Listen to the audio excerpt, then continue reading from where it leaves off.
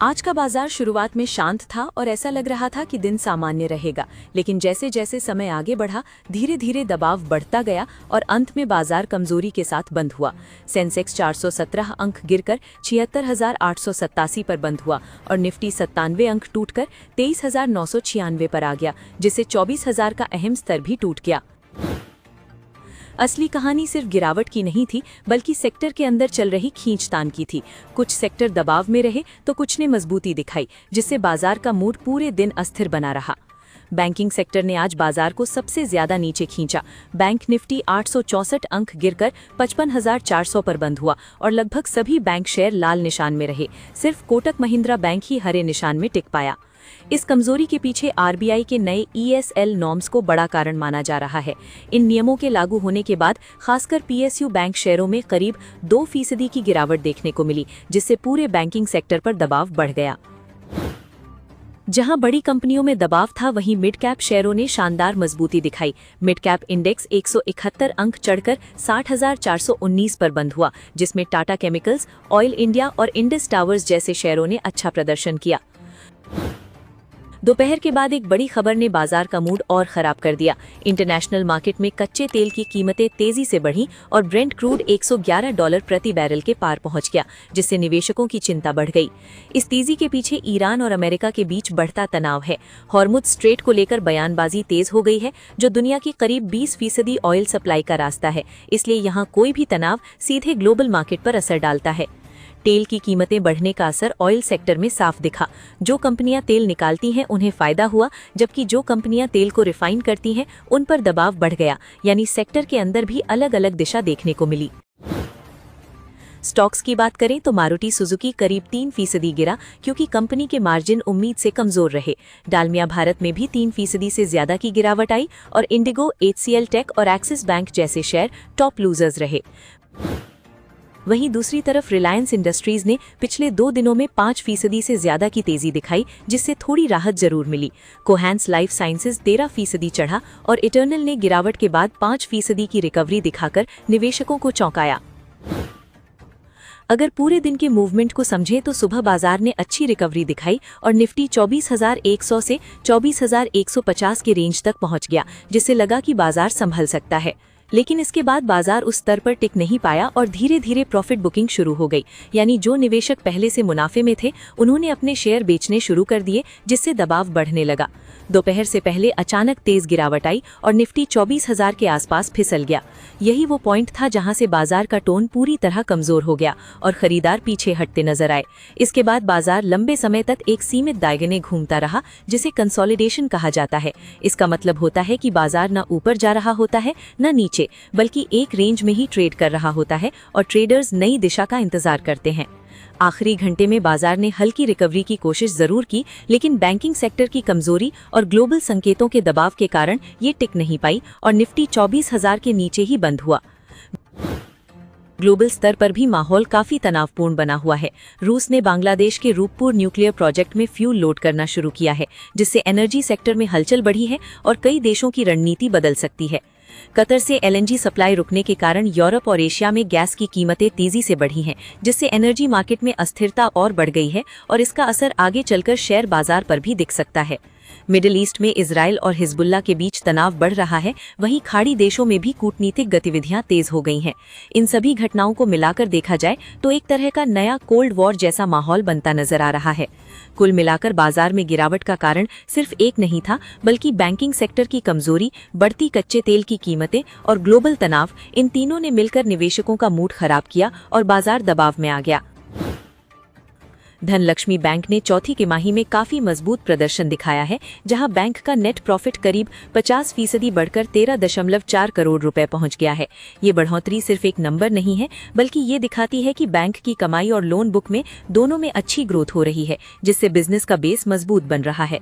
Bank की core कमाई यानी नेट इंटरेस्ट इनकम भी लगभग 39% बढ़कर 187 करोड़ रुपए हो गई है। इसका मतलब है कि बैंक ज्यादा लोन दे रहा है और उस पर बेहतर कमाई भी कर रहा है।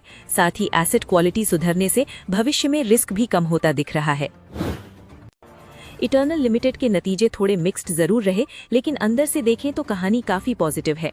कंपनी का मुनाफा उम्मीद से कम रहा, लेकिन रेवेन्यू और ऑपरेशनल परफॉर्मेंस दोनों मजबूत रहे, जो ये दिखाता है कि बिजनेस ग्रोथ अभी भी अच्छी बनी हुई है। कंपनी का एबिटा उम्मीद से काफी ज्यादा रहा और मार्जिन भी बेहतर हुए हैं, जिससे पता चलता है कि कंपनी अपने खर्चों को बेहतर तरीके से कंट्रोल कर रही है। साथ ही फूड डिलीवरी सेगमेंट में उम्मीद से ज्यादा ग्रोथ आना एक बड़ा पॉजिटिव संकेत है, क्योंकि यही कंपनी का मुख्य। यूनाइटेड ब्रूअरीज ने महाराष्ट्र में बियर की कीमतें बढ़ाने का फैसला लिया है, जो सीधे तौर पर बढ़ती लागत का असर है। कच्चा माल, पैकेजिंग, बोतल, कैन और ट्रांसपोर्ट जैसे खर्चों में तेज बढ़ोतरी ने कंपनियों के मार्जिन को दबा दिया था। खास बात यह है कि शराब इंडस्ट्री में कंपनियां अपने हिसाब से कीमत नहीं बढ़ा सकती, बल्कि उन्हें राज्य सरकार की मंजूरी लेनी पड़ती है। ऐसे में ये कीमत बढ़ोतरी दिखाती है कि लागत का दबाव काफी गंभीर हो चुका है और इंडस्ट्री के लिए मार्जिन बचाना चुनौती बन गया है। मारुति सुजुकी इंडिया के नतीजों के बाद शेयर में गिरावट देखने को मिली, क्योंकि कंपनी का मुनाफा बाजार की उम्मीद से कम रहा। इसका मतलब है कि कंपनी की कमाई तो बढ़ी, लेकिन खर्च भी बढ़े हैं, जिससे प्रॉफिट पर असर पड़ा और निवेशक थोड़ा निराश हुए। हालांकि कंपनी की रेवेन्यू ग्रोथ मजबूत रही और पिछले साल के मुकाबले अच्छी बढ़ोतरी दिखी।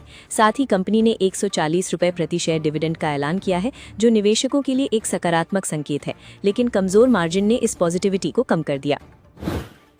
सैफाई फाइज इंडिया के नतीजे पहली नज़र में कमजोर लगे, क्योंकि कंपनी घाटे में चली गई, लेकिन अगर डिटेल में देखें तो कंपनी की सेल्स और ऑपरेशनल प्रदर्शन दोनों बेहतर हुए हैं। यानी कंपनी का असली बिजनेस ग्रो कर रहा है, सिर्फ एक बार के नुकसान ने तस्वीर खराब कर दी। दरअसल कंपनी को एक वन टाइम लॉस हुआ, जिसकी वजह से मुनाफा घाटे में बदल गया, लेकिन एबिटा और मार्जिन दोनों में सुधार दिखा है, जो ये संकेत देता है कि कंपनी का ऑपरेशनल कंट्रोल मजबूत हो रहा है और आगे रिकवरी की उम्मीद बनती है। सेबी ऑप्शन ट्रेडिंग के नियमों में बड़ा बदलाव करने पर विचार कर रहा है, जिससे ट्रेडिंग और ज्यादा फ्लेक्सिबल हो सकती है। प्रस्ताव के मुताबिक अब एक्सचेंज इंट्राडे में भी नए स्ट्राइक प्राइस जोड़ पाएंगे, जिससे तेज बाजार में ट्रेडर्स को ज्यादा विकल्प मिलेंगे। आसान भाषा में समझे तो स्ट्राइक प्राइस वो लेवल होता है जहां ट्रेडर खरीद या बेचने का कॉन्ट्रैक्ट करता है। इस बदलाव से जब बाजार में अचानक तेज मूवमेंट होगा तो उसी समय नए स्ट्राइक प्राइस मिलेंगे, जिससे सही प्राइस डिस्कवरी होगी और ट्रेडिंग ज्यादा स्मूथ बनेगी। 28 अप्रैल 2026 को चांदी की कीमतों में तेज गिरावट देखने को मिली, जहां इंटरनेशनल मार्केट में सिल्वर 3% से ज्यादा टूटकर करीब $73.10 प्रति ऑन्स पर आ गया। वहीं घरेलू बाजार में MCX पर चांदी लगभग 94,500 रुपये प्रति किलो के आसपास ट्रेड करती दिखी, जिससे साफ है कि ग्लोबल कमजोरी का असर सीधे भारत में भी पड़ा। इस गिरावट की सबसे बड़ी वजह मुनाफा वसूली रही, क्योंकि पिछले कुछ समय में चांदी में तेज रैली आई थी। इसके अलावा मजबूत डॉलर इंडेक्स और ब्याज दरों में कटौती को लेकर अनिश्चितता ने दबाव बढ़ाया, जिससे निवेशकों ने सुरक्षित रुख अपनाते हुए पोजीशन कम करना शुरू किया। हालांकि शॉर्ट टर्म में दबाव बना रह सकता है और $72 से $73 प्रति ऑन्स का लेवल अहम सपोर्ट माना जा रहा है, लेकिन लॉन्ग टर्म ट्रेंड अभी भी पॉजिटिव बताया जा रहा है। साल 2026 में अब तक चांदी ने अच्छी तेजी दिखाई है और बड़े लक्ष्य $240 से $260 तक बताए जा रहे हैं।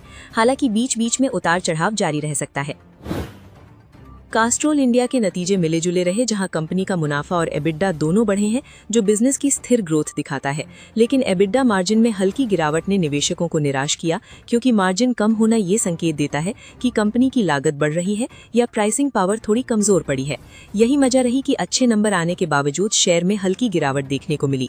बाजार सिर्फ मुनाफे पर नहीं, बल्कि मार्जिन और भविष्य की कमाई की क्वालिटी पर ज्यादा ध्यान देता है, इसलिए सेंटिमेंट थोड़ा कमजोर बना। वर्धमान स्पेशल स्टील्स ने इस तिमाही में मजबूत प्रदर्शन दिखाया है, जहां मुनाफा 73% बढ़कर 34 करोड़ रुपए पहुंच गया। इसके साथ ही कंपनी की आय और ऑपरेटिंग प्रॉफिट दोनों में अच्छी ग्रोथ देखने को मिली, जो बिजनेस की मजबूती को दिखाता है। सबसे खास बात मार्जिन में बड़ा सुधार रहा, जो 7.3% से बढ़कर 10.1% पहुंच गया। इसका मतलब है कि कंपनी न सिर्फ ज्यादा कमा रही है, बल्कि अपने खर्चों को भी बेहतर तरीके से कंट्रोल कर रही है, जो लॉन्ग टर्म के लिए पॉजिटिव संकेत है। प्राइज इंडस्ट्री में मैनेजमेंट लेवल पर बड़ा बदलाव किया गया है, जहां सचिन रावले को जॉइंट MD और CFO नियुक्त किया गया है। इस तरह के बदलाव आमतौर पर कंपनी की नई स्ट्रैटेजी और भविष्य की दिशा तय करने के संकेत देते हैं। ओरिएंट ग्रीन पावर के शेयर में जबरदस्त तेजी देखने को मिली और ये 20% के अपर सर्किट पर लॉक हो गया। इस तेजी की खास बात ये रही कि वॉल्यूम में भी भारी उछाल आया, जो मजबूत खरीदारी का संकेत देता है। हालांकि रिटर्न के हिसाब से देखें तो शेयर ने शॉर्ट टर्म में शानदार तेजी दिखाई है, लेकिन प्रमोटर हिस्सेदारी का बड़ा हिस्सा गिरवी रखना एक रिस्क फैक्टर है। ऐसे मामलों में तेजी के साथ जोखिम को भी समझना जरूरी होता है। एविएशन सेक्टर ने सरकार को चेतावनी दी है कि बढ़ती एटीएफ कीमतों के कारण ऑपरेशन चलाना मुश्किल होता जा रहा है। अब फ्यूल की लागत एयरलाइंस के कुल खर्च का 55 से 60% तक पहुंच गई है, जो पहले 30 से 40% हुआ करती थी। इंडस्ट्री का कहना है कि अगर टैक्स में राहत नहीं मिली तो फ्लाइट्स कम करनी पड़ सकती हैं और टिकट महंगे हो सकते हैं।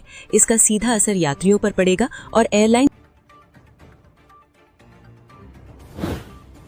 रूरल इलेक्ट्रिफिकेशन कॉरपोरेशन की चौथी तिमाही के नतीजे कमजोर रहे, जहां नेट प्रॉफिट करीब 20.6% गिरकर 3,362 करोड़ रुपए रह गया। साथ ही एनआईआई भी 16% घटकर 5,170 करोड़ रुपए पर आ गया, जिससे साफ है कि कंपनी की कोर कमाई और लेंडिंग से जुड़ी आय पर दबाव बना हुआ है। इस गिरावट की बड़ी वजह सिन्नार थर्मल पावर से जुड़ा 1295 करोड़ रुपए का राइट ऑफ रहा, जो दिवालिया प्रक्रिया के तहत हुआ। हालांकि कंपनी ने पूरे वित्त वर्ष के लिए कुल 18.55% प्रति शेयर डिविडेंड देने का ऐलान किया है, लेकिन कमजोर नतीजों के चलते शेयर हल्की गिरावट के साथ 373.75 रुपए पर बंद हुआ। बंधन बैंक ने चौथी तिमाही में मजबूत प्रॉफिट ग्रोथ दिखाई है, जहां नेट प्रॉफिट 68% बढ़कर 534 करोड़ रुपए पहुंच गया। हालांकि एनआईआई यानी कोर कमाई सिर्फ 1.4% बढ़ी है, जिससे ये साफ होता है कि मुनाफे में तेजी आई है, लेकिन बेसिक बैंकिंग इनकम की ग्रोथ अभी थोड़ी धीमी बनी हुई है। बैंक की एसेट क्वालिटी में लगातार सुधार देखने को मिला है, जहां ग्रॉस एनपीए घटकर 3.27% और नेट एनपीए 0.97% पर आ गया। इसके साथ ही कलेक्शन एफिशिएंसी 98.9% तक पहुंच गई, जो ये दिखाता है कि बैंक अपने लोन की रिकवरी बेहतर तरीके से कर पा रहा है और रिस्क धीरे धीरे कम हो रहा है। बिजनेस ग्रोथ भी स्थिर बनी हुई है, जहां लोन बुक 12.6% बढ़कर 1.54 लाख करोड़ रुपए और डिपॉजिट 10% बढ़कर 1.66 लाख करोड़ रुपए हो गए। खास बात यह है कि रिटेल डिपॉजिट 17.7% बढ़े और अब कुल डिपॉजिट में इनकी हिस्सेदारी 73% से ज्यादा हो गई है, जिससे बैंक का फंडिंग बेस ज्यादा मजबूत और स्थिर बनता दिख रहा है। BHEL ने naval science and technological laboratory NSDL DRDO के साथ गैस टरबाइन टेक्नोलॉजी ट्रांसफर के लिए समझौता किया है, जिससे कंपनी को एडवांस डिफेंस और पावर सेक्टर की तकनीक मिलेगी और भविष्य में हाईटेक प्रोजेक्ट्स में हिस्सेदारी बढ़ाने का मौका मिलेगा। सनोफी कंज्यूमर हेल्थ केयर ने चौथी तिमाही में मजबूत ग्रोथ दिखाई है, जहां मुनाफा 35.6% बढ़कर 68.7 करोड़ रुपए, रेवेन्यू 32.8% बढ़कर 229.2 करोड़ रुपए और EBITDA 38.5% बढ़कर 88.8 करोड़ रुपए पहुंच गया। साथ ही मार्जिन बढ़कर 38.7% हो गया, जो बेहतर ऑपरेशनल एफिशिएंसी को दिखाता है। गो डिजिट जनरल इंश्योरेंस ने भी अच्छा प्रदर्शन किया है, जहां मुनाफा 29% से ज्यादा बढ़कर 149 करोड़ रुपए रहा। AUM 16% से ज्यादा बढ़कर 22,922 करोड़ रुपए और ग्रॉस रिटर्न प्रीमियम में भी 6% की ग्रोथ देखने को मिली, जो कंपनी के बिजनेस विस्तार का संकेत है। मदरसन सुमी वायरिंग इंडिया के चौथी तिमाही के नतीजे मिले जुले रहे, जहां नेट प्रॉफिट सिर्फ 1.4% बढ़कर 167 करोड़ रुपए रहा।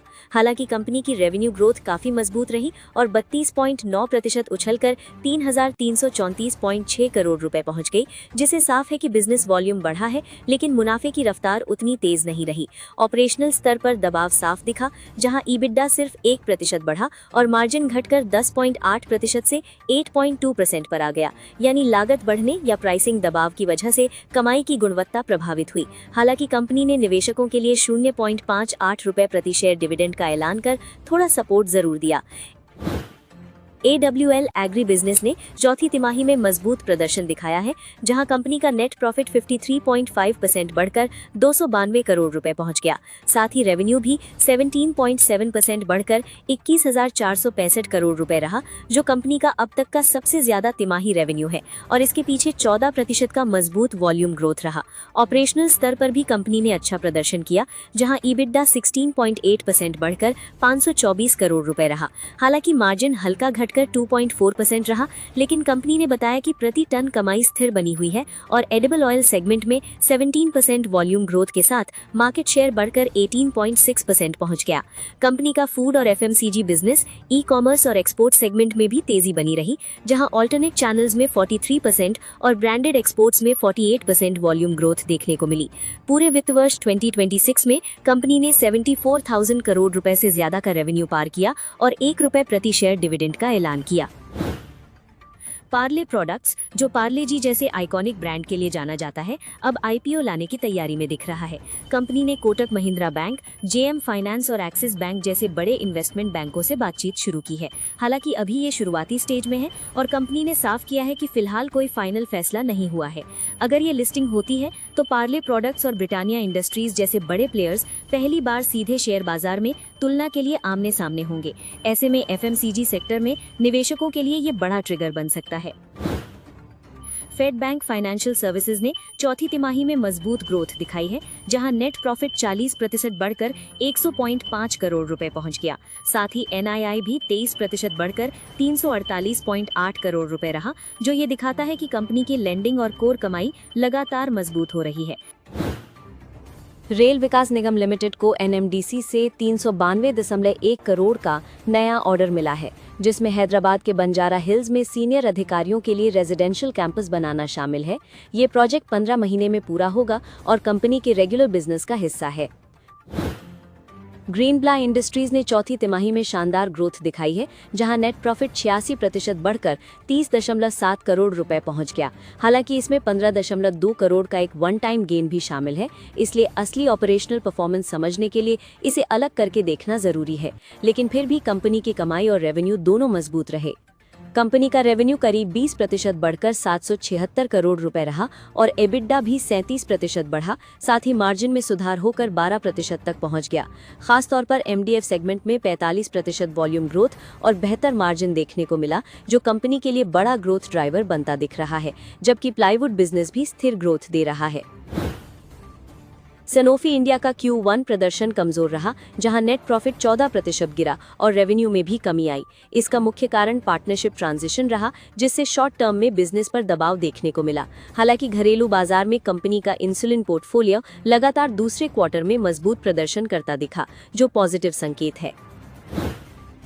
Star health and allied insurance ने Q4 में जबरदस्त टर्न अराउंड दिखाया, जहां नेट प्रॉफिट 0.5 करोड़ रुपए से बढ़कर 111.3 करोड़ रुपए पहुंच गया। साथ ही नेट अर्न्ड प्रीमियम 3,798 करोड़ रुपए से बढ़कर 4,327 करोड़ रुपए हो गया, जो मजबूत डिमांड और बेहतर बिजनेस ग्रोथ का संकेत देता है।